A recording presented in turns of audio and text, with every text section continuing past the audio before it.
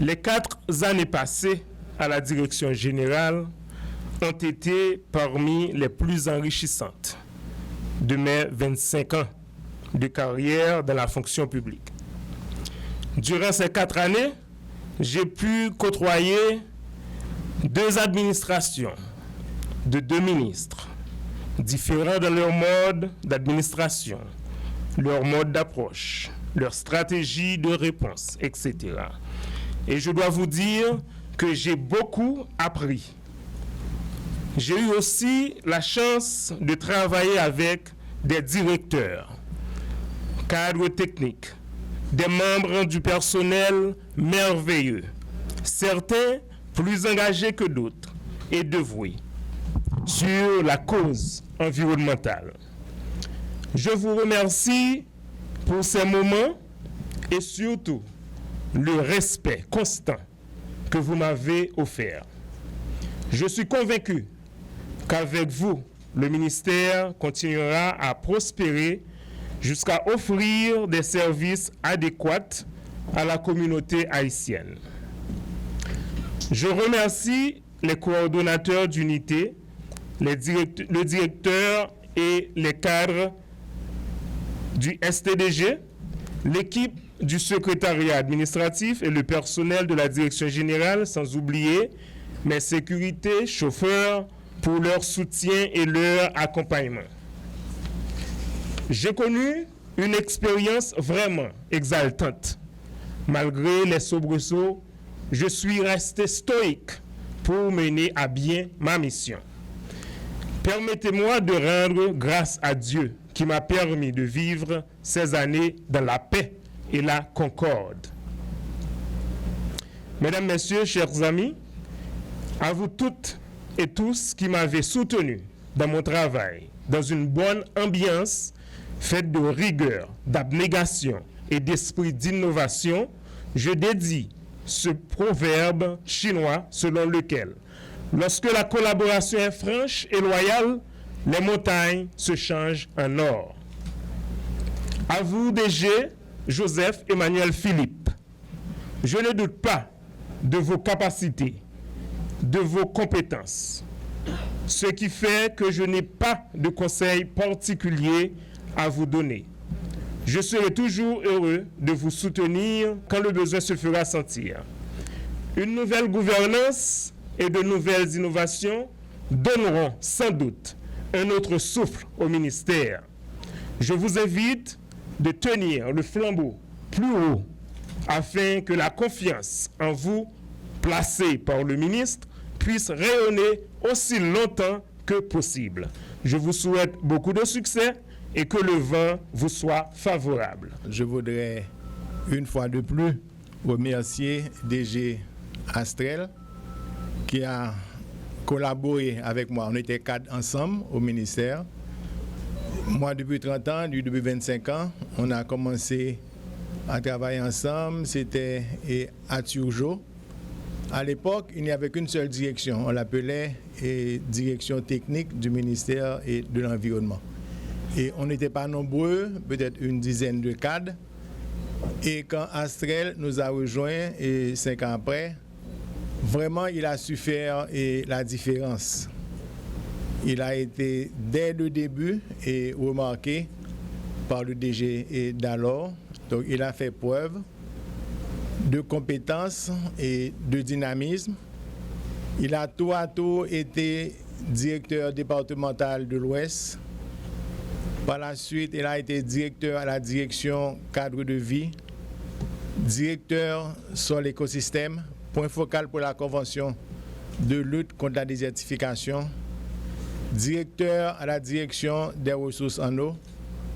Autant dire, DG Astrel a franchi toutes les étapes et à chacune de ces étapes, il a su faire preuve de compétence, de dévouement et de dynamisme. J'accepte humblement cet honneur et je m'engage à donner le meilleur de moi-même afin d'aider le ministre Jean-Pierre et tout le capital humain du ministère à remplir leur mission régalienne et à servir avec efficacité les communautés haïtiennes.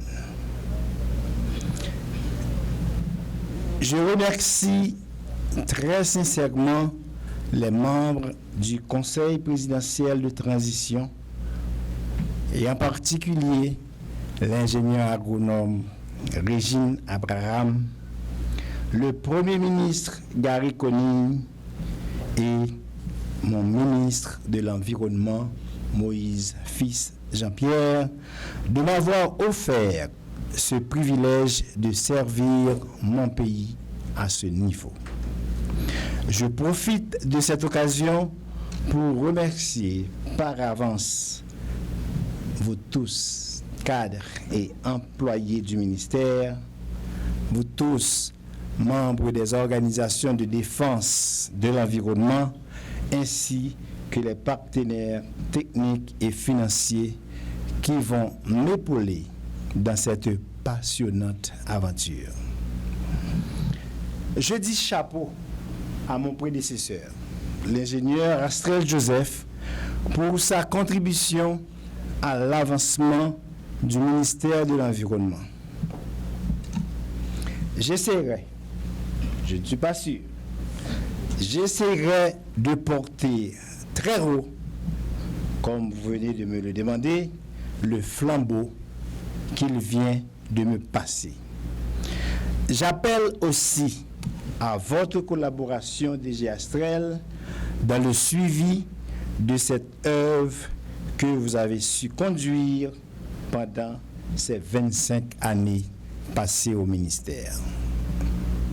C'est aussi l'occasion pour moi de remercier les membres de ma famille ici présente, en particulier mon épouse, pour leur support inconditionnel à ma carrière professionnelle.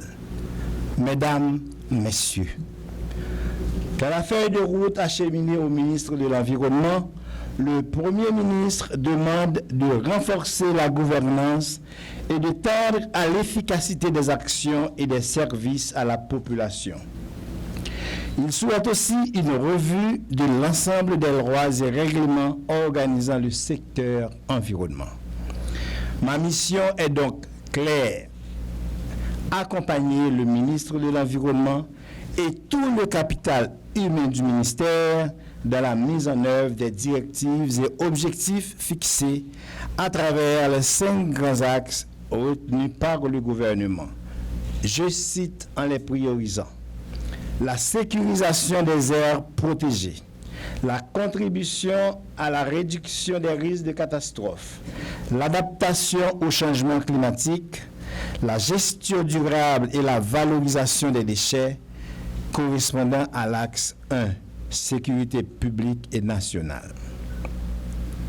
La création d'une dynamique économique verte, je dirais une dynamique économique verte et bleue, avec des travaux d'assainissement, de reboisement, d'embellissement des espaces, la réhabilitation des écosystèmes, l'amélioration de l'accessibilité à l'eau, en mettant à contribution les centres de propagation végétale, dits centres de germoplasme, la promotion des énergies alternatives, de partenariats publics-privés et des emplois jeunes, pour parler de l'axe 2, redressement économique, réhabilitation des infrastructures, sécurité alimentaire et sanitaire. Le renforcement du rôle régulateur du ministère de l'Environnement, le renforcement des mécanismes de gestion interne, centrale et départementale, afin de contribuer à l'axe 4, État de droit et justice. Nous devons donc, Mesdames, Messieurs, participer aussi aux actions interministérielles.